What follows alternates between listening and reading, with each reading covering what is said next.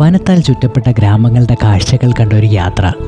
അരുവികളും പുഴകളും കിളികളും താളമിടുന്ന പച്ചപ്പിൻ്റെ മടിത്തട്ടിലേക്ക് എല്ലാം മറന്ന് വനത്തിൻ്റെ സൗന്ദര്യം നുകർന്ന് വെള്ളത്തുള്ളികൾക്ക് ചെമ്പിൻ്റെ തിളക്കം നൽകുന്ന ചെമ്പനരുവി തേടിയുള്ള യാത്ര. ചെമ്പനരുവി എന്നറിയപ്പെടുന്ന അതിമനോഹരമായ വെള്ളച്ചാട്ടത്തിലേക്കാണ് നമ്മുടെ ഇന്നത്തെ യാത്ര. ഫോർ ദ മ്യൂസിക്കിലേക്ക് സ്വാഗതം.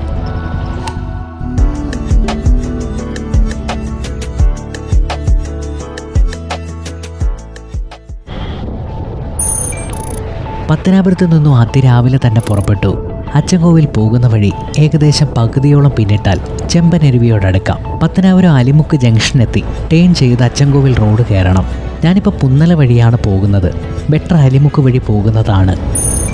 അടുത്തിടെ റോഡ് പണിയൊക്കെ കഴിഞ്ഞതേ ഉള്ളൂ. ഇടവിട്ട് കുറച്ചിടങ്ങൾ ഇനിയും നന്നാക്കാൻ ബാക്കിയുണ്ട്. മുന്നോട്ട് അല്പം ചെന്നാൽ ദാ ഈ ഒരു കാഴ്ചയാണ്. പ്രഭാത സൂര്യൻ്റെ കിരണങ്ങൾ ഒരു പെയിൻറ്റിങ്ങിന് തുല്യമായ കാഴ്ചകൾ സമ്മാനിക്കുന്നു. എന്തൊരു ഭംഗിയല്ലേ! പണ്ട് എവിടെയൊക്കെയോ കണ്ടിട്ടുള്ള ഗ്രാമത്തിൻ്റെ കാഴ്ചകളിലേക്ക് യാത്ര ചെയ്യുന്നൊരു ഫീലുണ്ട്. മുമ്പ് പറഞ്ഞ അലിമുക്ക് ജംഗ്ഷൻ വഴി വന്നാലും നമ്മളിപ്പോൾ വന്ന വഴി വന്നാലും ഈ ഒരു ഭാഗത്തേക്കാണ് ആദ്യം എത്തുന്നത്.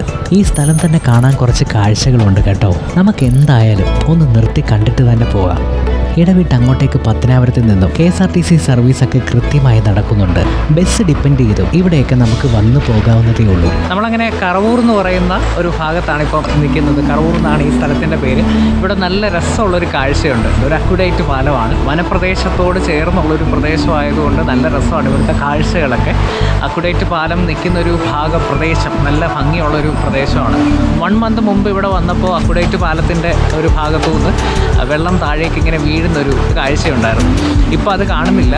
അതൊക്കെ ഷൂട്ട് ചെയ്യാമെന്ന് വിചാരിച്ച് വന്നതാണ്. പക്ഷേ ഇപ്പം അക്യുഡേറ്റ് പാലത്തിൻ്റെ ഭാഗത്തുനിന്ന് വെള്ളം താഴേക്കില്ല. അത് മാത്രമല്ല, നമുക്ക് അക്യുഡേറ്റ് പാലത്തിൻ്റെ മുകളിലേക്ക് കയറാനൊക്കെ പറ്റും. മറ്റൊരു വഴി വരാമെങ്കിൽ നമുക്ക് പാലത്തിൻ്റെ മുകളിലൂടെ ബൈക്കിലും കാറിലും ഒക്കെ എത്താൻ പറ്റും. അവിടെ നിന്ന് ഇവിടുത്തെ ചുറ്റുവട്ടത്തെ കാഴ്ചകളൊക്കെ കാണാൻ പറ്റും.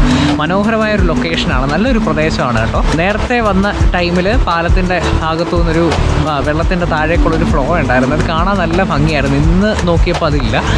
എന്തായാലും നല്ലൊരു പ്രദേശമാണ്. ഈ ചുറ്റുവട്ടത്തെ കാഴ്ചകളൊക്കെ നമുക്ക് നല്ല രീതിയിൽ ആസ്വദിക്കാൻ പറ്റും. ഈ പാലത്തിൻ്റെ മുകളിൽ കയറിയാൽ നമ്മളിപ്പോൾ താഴെയാണ് നിൽക്കുന്നത്. എന്തായാലും അതിൻ്റെ മുകളിലേക്ക് പോകുന്നില്ല. നല്ല ഭംഗിയുള്ള പ്രദേശമാണ് കേട്ടോ. ചുറ്റും മനോഹരമായ കാഴ്ചകളാണ്. ഒരു ഭാഗത്ത് വനം ആരംഭിക്കുന്നത് കൊണ്ട് വനത്തിൻ്റെ കാഴ്ചകളാണ് പാലത്തിൻ്റെ പിന്നിലായിട്ട് വരുന്നത്. അതുമാത്രമല്ല, പാലത്തിൻ്റെ താഴ്ഭാഗത്തൂടെ ഒരു ചെറിയ അരുവി ഒഴുകുന്നുണ്ട്. അതും കാണാൻ രസമുള്ളൊരു കാഴ്ചയാണ്. ഇനി അങ്ങോട്ട് വനപ്രദേശം ആരംഭിക്കുകയാണ്. വനമായതുകൊണ്ട് തന്നെ ബൈക്കിൽ ഇങ്ങനെ ട്രാവൽ ചെയ്യുമ്പോൾ നല്ല അടിപൊളി തണുത്ത കാറ്റാണ്. വൻ മരങ്ങളുടെ ചില്ലകൾക്കിടയിലൂടെ ഇടവിട്ട് സൂര്യൻ്റെ രശ്മികൾ മുഖത്തേക്കടിക്കുന്നു. ഇടയ്ക്കിടയ്ക്ക് മാത്രം വന്നു മറയുന്ന മറ്റു വാഹനങ്ങളും. തിരക്കൊട്ടുമില്ലാത്ത ശാന്തമായ വഴി. അങ്ങനെ വലിയകാവ് സ്കൂൾ ജംഗ്ഷനെത്തി. അല്പം വിശ്രമിച്ച് മുന്നോട്ട് യാത്ര ചെയ്യാമെന്ന് വെച്ചു. ബൈക്ക് സൈഡ് ഒതുക്കി ഇവിടുത്തെ കാഴ്ചകൾ കണ്ടു നിന്നു.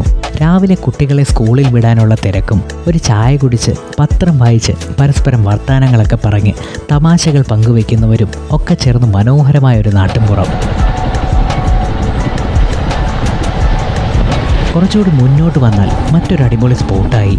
അരുവിക്ക് കുറുകയായി ഒരു ഇടുങ്ങിയ നടപ്പാലവും താഴ്ന്ന് ബണ്ടിന് സമാനമായ വാഹനങ്ങൾക്ക് പോകാവുന്നൊരു പാലവും ഒക്കെയുള്ളൊരു സ്ഥലം. പാലത്തിൻ്റെ താഴ്ഭാഗത്തൂടെ പതഞ്ഞൊഴുകുന്ന അരുവിയും ചുറ്റുമുള്ള പൂക്കൾ നിറഞ്ഞ വൻ മരങ്ങളും ഒക്കെ ചേർന്ന് ഭംഗിയുള്ളൊരു സ്പോട്ടാണ്.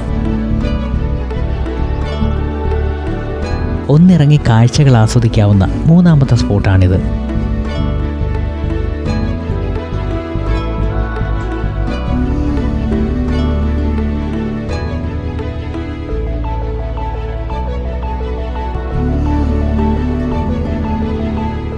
മുന്നോട്ട് ചെല്ലുന്തോറും വനത്തിൻ്റെ വന്യമായ കാഴ്ചകൾ മാത്രമായി.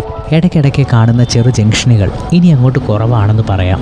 ഇരുവോരവും പച്ചപ്പ് നിറഞ്ഞ് കിളികളുടെ ശബ്ദവും റോഡിൻ്റെ ഒരു ഭാഗം ചേർന്നൊഴുകുന്ന അരുവിയുടെ ശബ്ദവും ഒക്കെ ചേർന്ന് മനോഹരമായ പ്രദേശങ്ങൾ. ഞാൻ ബൈക്ക് അതുകൊണ്ട് സ്പീഡ് തീരെ കുറച്ച് ഇതൊക്കെ കണ്ട് കാഴ്ചകൾ ഒന്നുപോലും വിടാതെ ആസ്വദിച്ചാണ് യാത്ര. മുന്നോട്ട് വന്ന വഴി ഒരു ക്ഷേത്രത്തിൻ്റെ ഭാഗം കണ്ടു. അവിടെ നിർത്തി. മനോഹരമായ 4ാമത്തെ സ്പോട്ടെന്ന് പറയാം.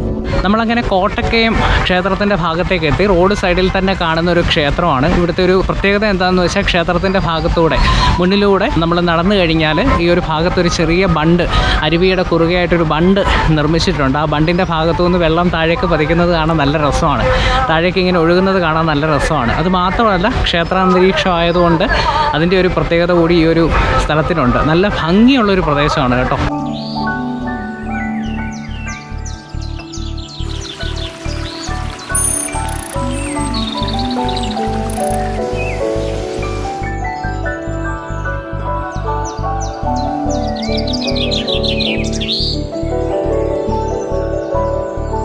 അല്പം ദൂരം കഴിഞ്ഞപ്പോൾ ഒരു റബ്ബർ എസ്റ്റേറ്റിൻ്റെ ഭാഗമായി. കുറച്ചു ദൂരം ഇനി എസ്റ്റേറ്റിൻ്റെ കാഴ്ചകളാണ്. ഈ റോഡ് ഒരു 75% ഇടുങ്ങിയ വഴിയാണ്. ഇടയ്ക്കൊക്കെ മയിലുകളെ ഒരുപാട് കാണുന്നുണ്ടായിരുന്നു വനത്തിൻ്റെ ഭാഗത്തൊക്കെ. എൻ്റെ ക്യാമറ ഒത്തിരി ദൂരം സൂം ചെയ്യാൻ പറ്റാത്തത് കൊണ്ട് എടുക്കാൻ പറ്റിയില്ല. ഇല്ലെങ്കിൽ അടിപൊളി കാഴ്ചകളായിരുന്നു. ഇത് 2ാമത്തെയോ മറ്റോ KSRTC ആണ്. ഞാൻ പറഞ്ഞില്ലേ, ഇടവിട്ട് ബസ് സർവീസ് ഉണ്ട്. നല്ല മഴയൊക്കെ അടുപ്പിച്ച് പെയ്ത് 1-2 ദിവസം മഴ മാറി നിൽക്കുന്ന ഒരു ടൈമില്ലേ, ആ ടൈമിലൊക്കെ വന്നു പോകാൻ പറ്റിയ അടിപൊളി സ്പോട്ടാണ്.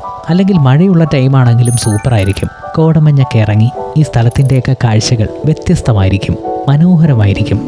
ഇപ്പം തന്നെ കണ്ടില്ലേ, മനോഹരമായ ഭംഗിയുള്ള സ്ഥലങ്ങൾ അല്ലേ?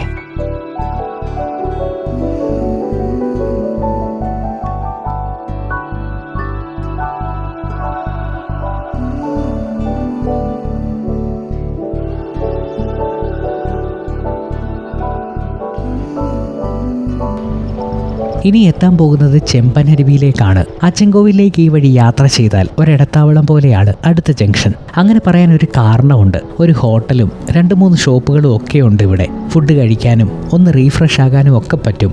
ഈ ജംഗ്ഷനിൽ നിന്ന് ലെഫ്റ്റ് തിരിഞ്ഞാൽ തിരിയുന്ന ഭാഗത്ത് ലെഫ്റ്റ് സൈഡിൽ തന്നെയാണ് ഹോട്ടലുള്ളത്. ഹോട്ടലിനോട് ചേർന്ന് മറ്റു പല ഷോപ്പുകളും ഉണ്ട്. ലെഫ്റ്റ് എടുത്ത് ഈ വഴി ഒരു 2 കിലോമീറ്റർ മുന്നോട്ട് ചെന്നാൽ വെള്ളച്ചാട്ടത്തിൻ്റെ ഭാഗത്തേക്കുമാണ് നമ്മൾ എത്തുന്നത്. കുറച്ചുനാൾ മുമ്പ് ഈ വഴി യാത്ര ചെയ്തപ്പോൾ ഫുഡ് കഴിക്കാൻ കയറിയത് ഞാൻ ഇവിടെയാണ്. ഇപ്പോഴും അന്നത്തെ ആ ഊണിൻ്റെ രുചി എൻ്റെ നാവിലുണ്ട്. അത്രയ്ക്ക് സൂപ്പർ നല്ല നാടൻ ഊണായിരുന്നു. ഫുഡ് ഓർഡർ ചെയ്ത് ഞാൻ കാത്തിരുന്നു.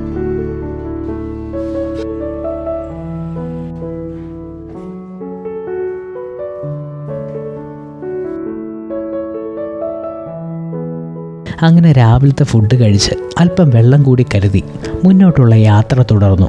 തിരിഞ്ഞ വഴി തന്നെ നേരെ പോയാൽ വെള്ളച്ചാട്ടത്തിൻ്റെ ഭാഗത്തേക്ക് എത്താം. ഇവിടെയാണ് നമ്മുടെ സ്പോട്ട്. നമ്മളിപ്പോൾ കഴിച്ച ഹോട്ടലിൻ്റെ ഭാഗത്തു നിന്ന് ആ റോഡ് മുന്നോട്ട് വന്നു കഴിയുമ്പം മുസ്ലിം പള്ളിയുടെ ഒരു വഞ്ചി കാണാം. ആ വഞ്ചിയുടെ ഭാഗത്തു നിന്ന് വേണം നമുക്ക് ഇങ്ങോട്ട് വെള്ളച്ചാട്ടത്തിൻ്റെ ഭാഗത്തേക്ക് പോകാനായിട്ട്. ചെറിയൊരു നടപ്പാതയാണ്. അപ്പം നമ്മൾ മുന്നോട്ട് വന്നു കഴിയുമ്പോൾ ഇടത്തെ സൈഡിലായിട്ട് നമുക്ക് പള്ളിയൊക്കെ കാണാം. ആ വഴി നേരെ പോയാൽ നമ്മൾ വെള്ളച്ചാട്ടത്തിൻ്റെ ഭാഗത്തേക്കാണ് എത്തുന്നത്. ഞാനിപ്പോൾ അവിടെ ഒരു വീട്ടിൽ ബൈക്ക് കയറ്റി വെച്ചിട്ട് ജസ്റ്റ് ഒന്ന് നോക്കിക്കോണേ എന്ന് പറഞ്ഞാണ് ഇപ്പോൾ ഇങ്ങോട്ടേക്ക് വന്നത്. ഇവിടെയൊക്കെ സേഫായ ലൊക്കേഷനാണ്. അറിയാത്തൊരു സ്ഥലമായതുകൊണ്ട് ഞാൻ ആ വീട്ടിൽ ബൈക്ക് കൊണ്ട് കയറ്റി വെച്ചു. അപ്പോൾ ഇനി നമ്മൾ ഏകദേശം ഒരു 250 മീറ്റർ നടന്നിട്ട് വേണം വെള്ളച്ചാട്ടത്തിൻ്റെ ഭാഗത്തേക്ക് എത്താനായിട്ട്. നല്ല രസമാണ് കേട്ടോ. നല്ല പീസ്ഫുള്ളായിട്ടുള്ള എൻവയോൺമെൻറ്റാണ്. ഒരു തരത്തിലുള്ള ഒച്ചപ്പാടുകളോ ബഹളങ്ങളോ ഒന്നും ഇല്ലാത്ത പ്രകൃതിയുടെ മടിത്തട്ടിലുള്ള മനോഹരമായ ഒരു പ്രദേശം. ഈ നടപ്പാത പോയിരിക്കുന്നത് ഒരു റബ്ബർ തോട്ടത്തിൻ്റെ നടുവിലൂടാണ്.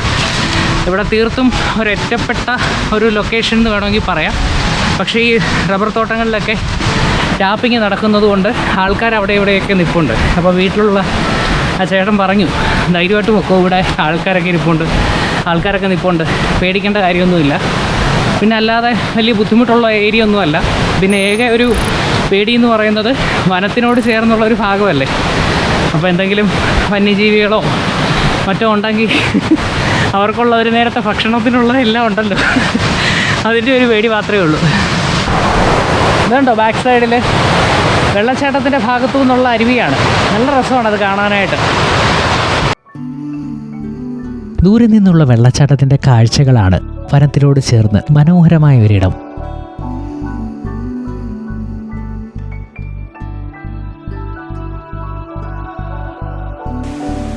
വെള്ളച്ചാട്ടത്തിൻ്റെ അടുക്കിലേക്ക് നമ്മൾ ഒടുവിൽ നടന്നെത്തിയിരിക്കുന്നു. നല്ല തണുപ്പാട്ടോ, അടിപൊളി തണുപ്പ്. മുന്നിൽ നിറയെ ഉരുളൻ പാറകളാണ്. പാറകൾക്കിടയിലൂടെ താഴേക്ക് പതിക്കുന്ന വെള്ളം അരുവിയായി ഒഴുകുന്നു. പാറകളിൽ നല്ല വഴുക്കലാണ്. വീഴാതെ സൂക്ഷിച്ച് ഞാൻ മുന്നോട്ട് നടന്നു. അങ്ങനൊടുവിൽ ചെമ്പനരുവിയുടെ കാഴ്ചകളായി.